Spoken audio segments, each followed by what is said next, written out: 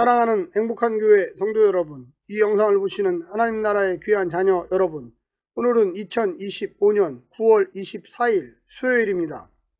오늘 매일 성경 본문에서는 다윗 언약의 성취자로서 성전은 백성의 공식적인 예배처가 되고 솔로몬은 군사, 종교 등 여러 측면에서 나라를 질서 있게 정비합니다.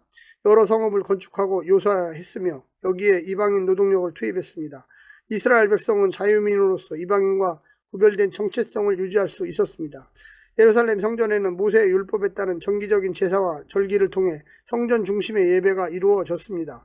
제사장과 레위인은 다윗의 규약을 따라 성전에서 섬겼습니다.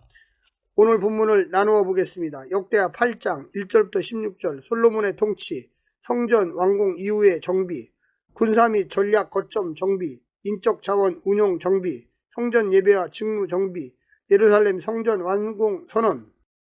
오늘 본문 역대하 8장 1절부터 16절 말씀을 듣고 다시 오겠습니다. 역대하 8장. 솔로몬이 여호와의 전과 자기의 궁궐을 20년 동안에 건축하기를 마치고 후람이 솔로몬에게 되돌려준 성읍들을 솔로몬이 건축하여 이스라엘 자손에게 거기서 거주하게 아니라 솔로몬이 가서 하맛소바를 쳐서 점령하고 또 광야에서 다드모를 건축하고 하맛에서 모든 국고성들을 건축하고 또 윗 벳호론과 아렛 벳호론을 건축하되 성벽과 문과 밑장이 있게 하여 견고한 성읍으로 만들고 또 바알락과 자기에게 있는 모든 국고성들과 모든 병거성들과 마병의 성들을 건축하고 솔로몬이 또 예루살렘과 레바논과 그가 다스리는 온 땅에 건축하고자 하던 것을 다 건축하니라. 이스라엘이 아닌 헷 족속과 아모리 족속과 브리스 족속과 히위 족속과 여부스 족속에 남아있는 모든 자 곧 이스라엘 자손이 다 멸하지 않았으므로 그 땅에 남아있는 그들의 자손들을 솔로몬이 역군으로 삼아 오늘에 이르렀으되 오직 이스라엘 자손은 솔로몬이 노예로 삼아 일을 시키지 아니하였으니 그들은 군사와 지휘관의 우두머리들과 그의 병거와 마병의 지휘관들이 됨이라. 솔로몬 왕의 공장을 감독하는 자들이 250명이라. 그들이 백성을 다스렸더라. 솔로몬이 바로의 딸을 데리고 다윗성에서부터 그를 위하여 건축한 왕궁에 이르러 이르되 내 아내가 이스라엘 왕 다윗의 왕궁에 살지 못하리니 이는 여호와의 궤가 이른 곳은 다 거룩함이니라 하였더라.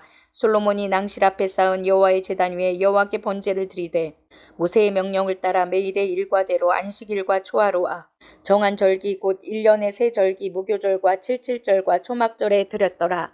솔로몬이 또 그의 아버지 다윗의 규례를 따라 제사장들의 반열을 정하여 섬기게 하고 레위 사람들에게도 그 직분을 맡겨 매일의 일과대로 찬송하며 제사장들 앞에서 수종 들게 하며 또 문지기들에게 그 반열을 따라 각 문을 지키게 하였으니 이는 하나님의 사람 다윗이 전에 이렇게 명령하였습니다. 제사장들과 레위 사람들이 국고일에든지 무슨 일에든지 왕이 명령한 바를 전혀 어기지 아니하였더라. 솔로몬이 여호와의 전에 기초를 쌓던 날부터 준공하기까지 모든 것을 완비하였으므로 여호와의 전 공사가 결점 없이 끝나니라.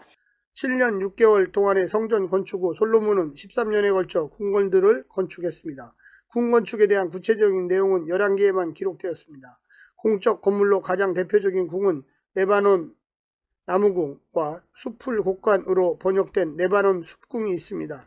이곳은 줄지어 세운 백향목 기둥들과 백향목으로 입힌 들보와 마루 등이 궁궐의 화려함을 더했습니다. 길이 100규빗, 45.7m, 너비 50규빗, 23m, 높이 30규빗, 13.7m이며 면적은 1046제곱미터입니다. 약 316평 정도로 성전과 같은 높이지만 면적은 4배 정도 큽니다.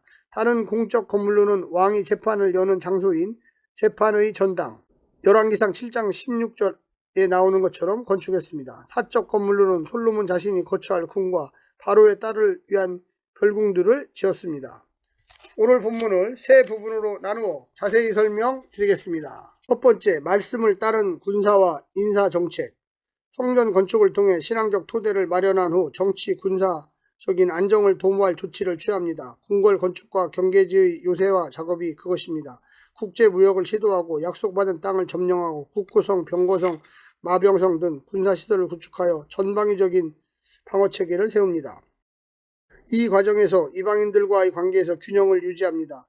제사장들과 레위인들에게도 원칙을 따라 일을 나누어 주고 이방인 후람과는 우호적인 관계를 이어가고 이방인 전문 인력을 등용하지만 이 과정에서 레위인의 명령을 따른 이방인들은 노예로 이스라엘은 자유민으로 둡니다. 또 이집트 바로의 딸을 다윗성에서 새로 건축한 궁으로 옮기는데 이것은 언약궤가 머문 거룩한 공간을 이방인들이 더럽히지 않도록 하기 위한 조치였습니다. 두 번째는 말씀을 따른 예배 정책. 솔로몬은 모세의 규례를 따라 모든 제사와 절기 등을 다 준수합니다.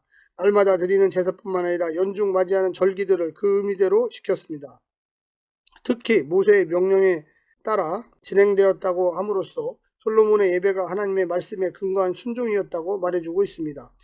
예배에서 중요한 것은 성전의 크기나 형식이 아닙니다.